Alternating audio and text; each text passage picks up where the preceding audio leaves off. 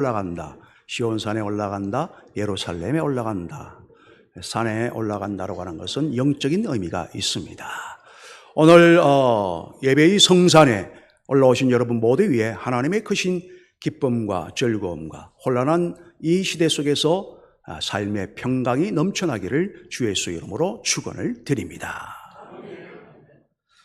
오늘 설교의 제목을요, 새 하늘과 새 땅이라는 제목으로 말씀을 전하도록 하겠습니다. 여러분이 이제 설교를 시작할 때에 조금 어려운 용어가 나오더라도 필요하기 때문에 이제 사용할 수밖에 없다는 것을 이해해 주시고 좀 잘 들어 주시기를 바랍니다. 여러분, 제가 설교 준비를 하기 위해서 책을 찾아보다가 보니까요, 이제 마침 이제 서재에 제가 어떤 논문을 쓰기 위해서 책을 준비해 놓았던 한 20여 권의 책 중에 오래전에 읽다가 이 책이 전에 기억나는 게 부분이 있어서 그 책을 이제 20년 만에 제가 찾아서 읽었습니다. 다 읽지는 않았죠.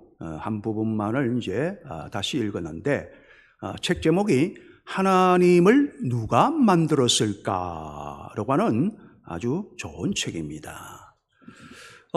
이 책을 읽으면서 이 책의 내용의 부분을 좀 더 보충하여 내용을 조사하여 이제 설교를 작성하게 되었는데요.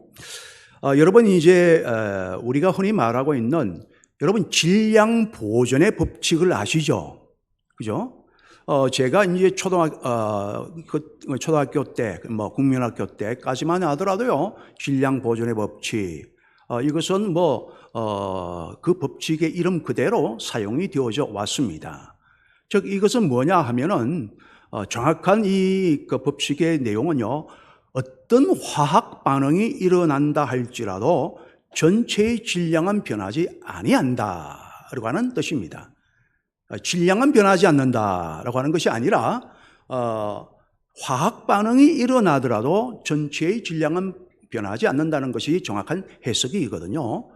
이것이 이제 질량 보존의 법칙인데 아마 이것이 1700여 년대에 나온 것으로 알고 있습니다. 저는 과학자가 아닙니다만은, 그러나 모든 학문은 연계성이 있잖아요. 그리고 모든 학문은 어디로부터 왔다? 신학으로부터 왔다.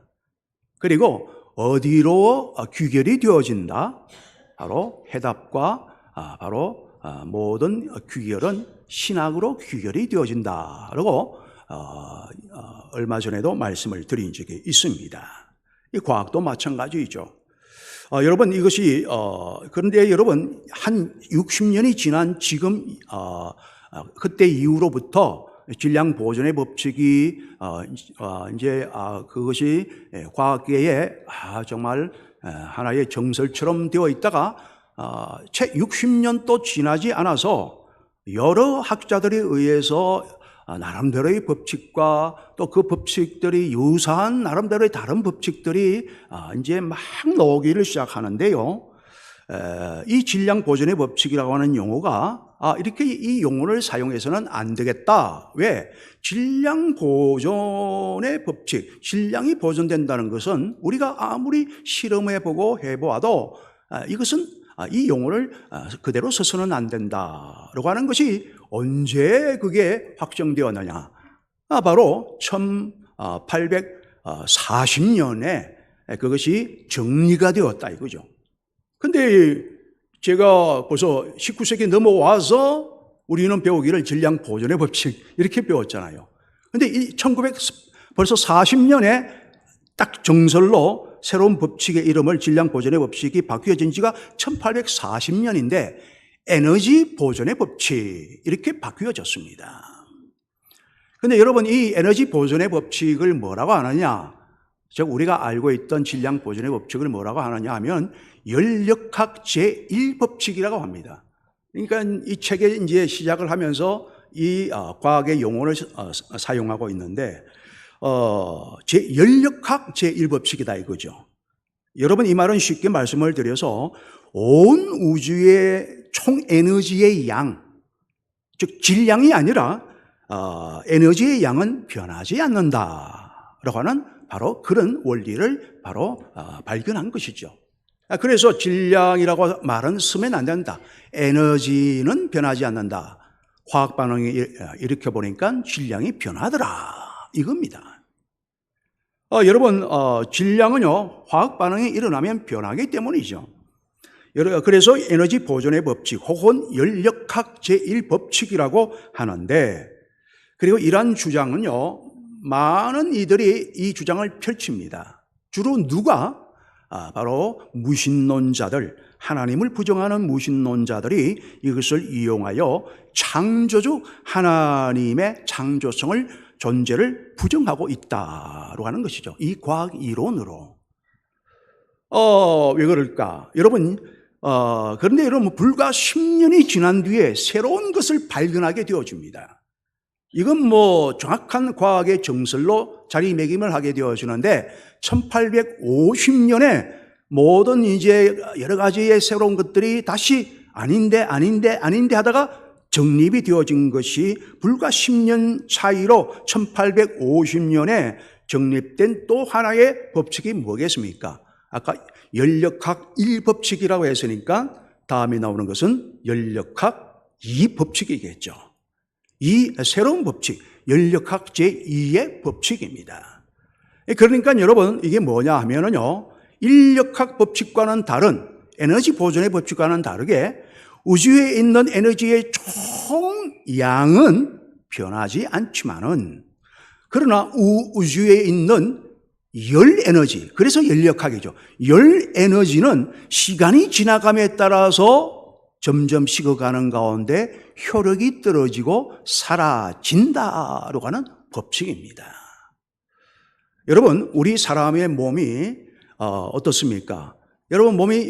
우리 사람의 몸은 따뜻해요, 안 따뜻해요? 나 원래 차가운 성질이야. 이걸 떠나서 살아있는 몸은 따뜻합니까? 따뜻하지 않습니까? 따뜻하죠? 그러나 사람의 몸이 나이가 들고 이제 소위 말해서 연식이 닿으면, 그죠? 어떻게 됩니까? 한 줌의 흙으로 돌아가게 되면 우리가 이 죽음의 날이 오면은 몸이 어떻게 돼요? 따뜻한 그대로입니까? 아니면 식어진 몸일까요? 식어지고 굳어지고, 그죠? 식어진 몸이 된다라고 하는 말씀인 겁니다. 또 하나는 이제 우리가 예를 들어가지고 우리가 새로 자동차를 구입을 했다. 근데 자동차가 1년을 사용하고 5년을 사용하고 10년을 사용했다. 아니, 사용하지 않았다 할지라도 가만히 내버려 두어도요. 그런데 이것이 세월의 지나감에 따라서 그 자동차가 성능이 처음 살 때의 차의 성능과 그리고 속도감이라고 하든지 엔진의 소리가 처음 차를 살 때와 10년, 20년이 지날 때와 똑같을까? 전혀 똑같지가 않죠. 처음 차를 살 때와는 전혀 다른 10년이 지나고 또 10년 이상이 지나면은 성능이나 모든 속도감이나 그리고 엔진의 소리나 모든 기능들이 그대로 있지 않고 바로 갈수록 모든 기능적인 면에서 떨어질 수밖에 없다. 그래서 이번에 우리가 차를 한 대 스타시아로 바꾸게 되어지지 않습니까? 왜? 지나면요, 시간이 지나면 끝도 있다는 것이죠. 그러니까 여러분, 우리 주님이 오늘 말씀 속에서도 나는 알파와 오메가라, 처음이요 마지막이라, 즉 우리가 만든 세상 속에서는 주님은 영원에서 영원에 이르는 영원한 존재이시지만은 그죠? 모든 것을 가진 그분의 능력은 무한한 능력을 영원히 보존하고 계시지만은, 그러나 우리 피조물인 인간은 바로 연력학 제2의 법칙에 의해서 태어났다가 흙으로 왔으니 흙으로 돌아가는 인생. 제가 10대에 정말 그때의 앳된 얼굴이 시간이 지나도 그대로 60이 되고 70이 되고 80이 되고 앳된 얼굴을 그대로 가지고 계신 분이 계시다면 여기서 손을 들어 보십시오. 정말 맞다면 제가요 100억을 드리겠습니다. 자, 손 들어보세요. 아무도 없죠? 여러분, 10대의 그 얼굴과 지금의 얼굴을 비교해 보면 어때요? 그래서 연세가 드시는 분들은 사진 찍기를 좋아합니까? 안 좋아합니까? 안 좋아하죠. 찍어도 자꾸 또 찍어. 좋은 거 나올 때까지, 내 얼굴이 잘 나올 때까지 찍는 거예요. 예. 사람이 이렇게 또한 마찬가지다라고 하는 것이죠. 나이를 먹어감에 따라서 모든 기능이 쇠해지잖아요. 아무리 헤브론과 같이, 갈렙과 같이 이 80의 나이가 되어도, 이제 정말로, 그래서 80의 나이에도 40대의 젊음과, 그리고 아주 힘을 가지고 체력을 가지고 있다라고 하여도, 그런 분이 계시지 않습니까? 그죠? 대표적으로 우리 이용국 장로님 같은 분, 아주 연세에 비해 가지고 아주 체력이나 아주 힘도 강하시거든요. 그러나, 언제까지 그렇지만은 않다라고 하는 거죠. 점점 퇴보하고 기력이 쇠하여질 수밖에 없는 겁니다. 여러분, 과학자들은 이러한 과정을 일컬어서 뭐라고 말씀하시느냐, 뭐라고 말을 하느냐. 여러분, 이것이 우리가 질서 속에서 창조되었던 우리들의 삶이 무질서로 점점 흘러간다는 거죠. 여러분, 우리의 기억력이라고 하는 것은 우리가 젊을 때는 아주 빠릿빠릿하고 모든 것이 번뜩이었지만은, 그리고 질서 정연한 삶을 살았지만은, 나이가 들고 그렇게 되다 보면은, 이제 걷는 것도 보면 바로 걷기도 힘들고, 그리고 모든 기능들이 축 처지면서 또 모든 기능들이 떨어진단 말이죠. 그렇다 보니까 점점 우리가 삶 자체가 질서 있는 삶을 살아왔지만은 시간이 더 지나갈수록 어떻게 됩니까? 질서가 조금씩 흐트러지는 그런 삶이 되어진다고 하는 말씀인 것입니다. 그렇게 표현을 하고 있습니다. 무질서해진다. 하나님이 세상을 창조하실 때에는요, 카오스의 세계, 무질서의 세계 속에서 질서의 세계로 창조하셨거든요. 여러분, 무질서해지기 때문에 점점 능률이 떨어지는 쪽으로 우리는 갈 수밖에 없는 겁니다. 그래서 자연계는요, 진화가 아니라 퇴화로 가는 것이고요, 진보가 아니라 퇴보로 가고 있는 겁니다. 그런데 이러한 자연 환경의 퇴화와 퇴보에는 인간의 무엇이 큰 역할을 하느냐? 아니, 주된 원인이 무엇인가? 여러분, 뭡니까? 인간의 죄성 때문입니다. 여러분, 인간의 죄성이 때문에 모든 것이 이제 하나씩 무질서해지는 것이고 약해지고 기능과 능률이 떨어지는 것이죠. 그래서 인간의 죄성은 오늘날 또 날이 갈수록 성경에 말씀하신 대로 깊어질 수밖에 없다. 왜? 말세가 되면 사랑이 식어진다. 말세에 내가 믿음을 보겠느냐. 인간의 죄성은 날이 갈수록 더 깊어질 수밖에 없다고 하는 말씀인 것입니다. 여러분, 인간의 죄성으로 인해서 어떻습니까? 아담과 하와가 죄를 짓기 이전에는요, 그 에덴 동산이 너무나도 아름답고 질서 속에서 너무나도 영생하도록 되어져 있었습니다. 죄가 들어오는 순간 그 인간의 죄성으로 말미암아 자연에서 나온 인간의 몸이기 때문에 내가 죄성으로 인하여서 타락을 하고 그래서 욕심을 부리면 부릴수록 어떻게 되어집니까? 바로 가시덤불과 엉겅퀴가 되어지듯이 환경이 생태계가 파괴가 되어지고 강물과 바다를 오염시키고 북극이나 남극이 점점 이제 녹아들면서 그러면서 또 어떻습니까? 녹아내리죠. 지구온난화 문제가 지금 세계적인 문제가 되고 있지 않습니까?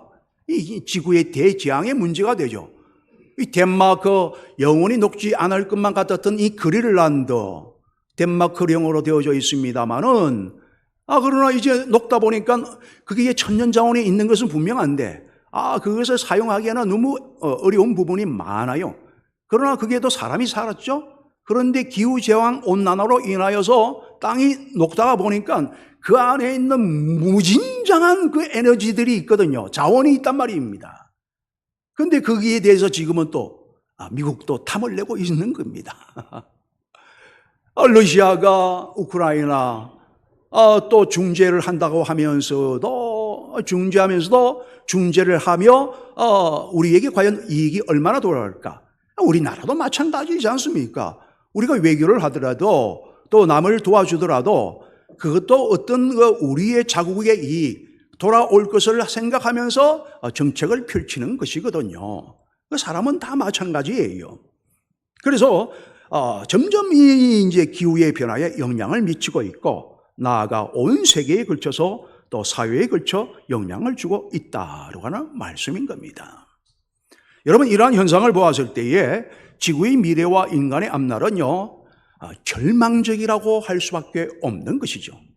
인간 세상 세계에 이 땅에서의 것은 절망적일 수밖에 없다. 갈수록 유토피아를 위하고 과학이 첨단 기술이 발달한다 할지라도 절망적이다. 왜? 더 생태계는 파괴되어진다고 하는 겁니다.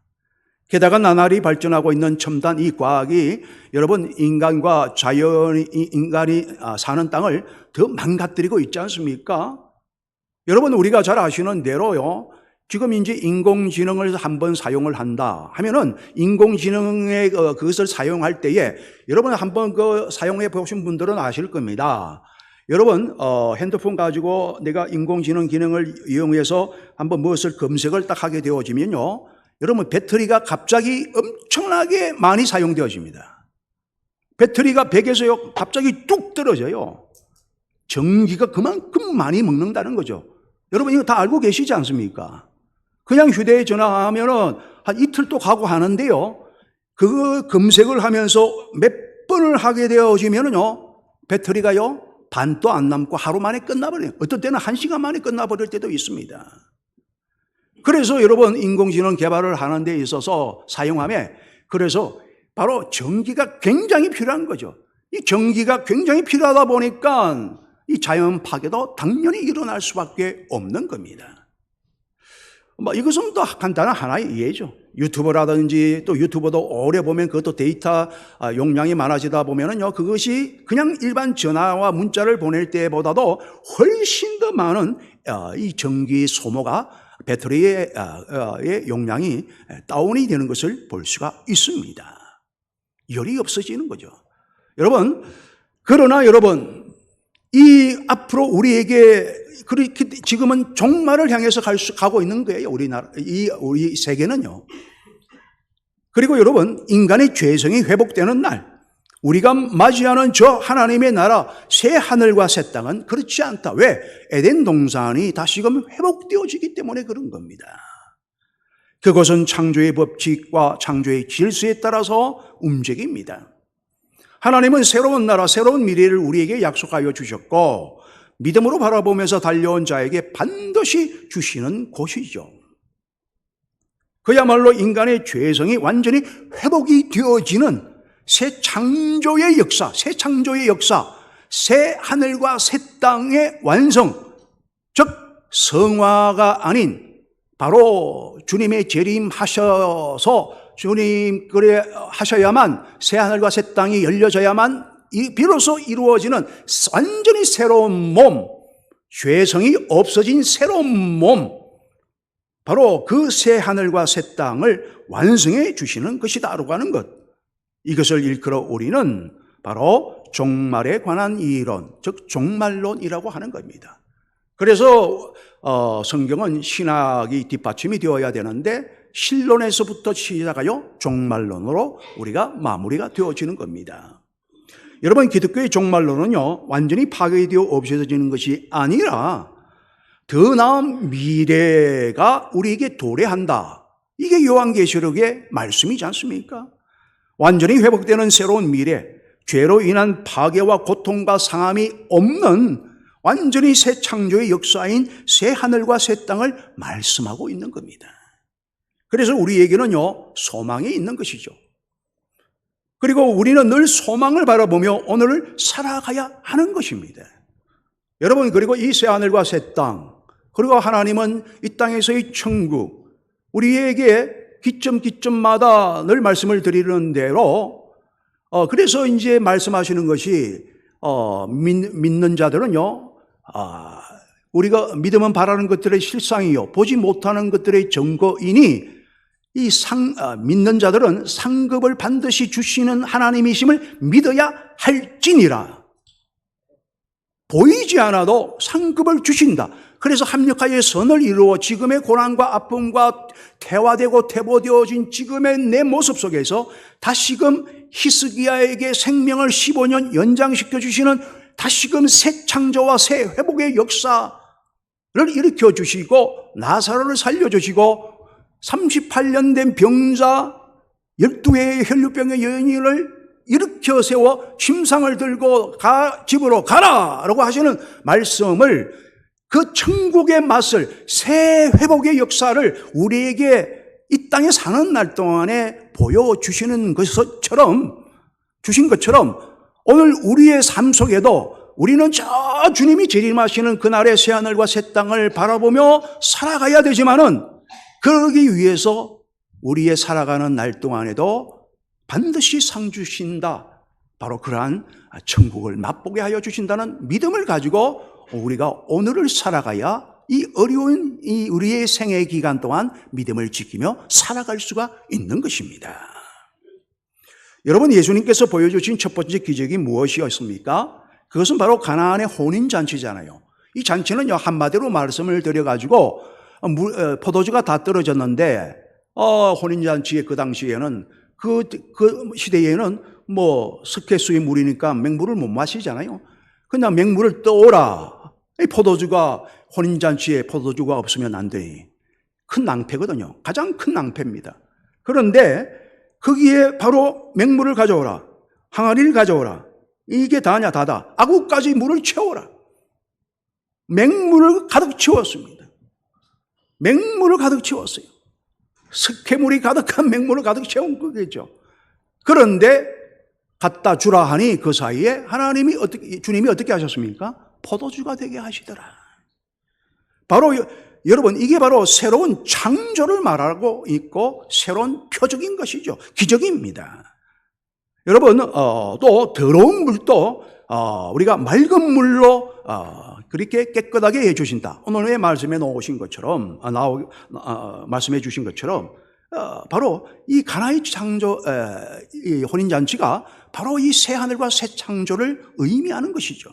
여러분, 새 하늘과 새 땅의 역사는요, 바로 맹물로 포도주를 만드시는 창조의 역사와 같은 것이고, 창조 때에 아담을 지으시고 여호와 하나님이 보시기에 심히 좋았더라라고 외치신 것처럼 완전히 새로운 것으로 만드신 역사, 이것이 바로 하나님이 우리에게 이루어 주시고자 하시는 새 하늘과 새 땅에 들어가게 하시는 역사를 말씀하고 있고, 우리에게 보여주시는 새 하늘과 새 땅, 우리가 들어가는 그 새 하늘과 새 땅은 바로 그런 곳이요, 그런 곳을 우리의 믿음의 사람들이 우리가 들어갈 것이요, 우리를 위하여 준비되어져 있다라고 말씀하고 계시는 것입니다.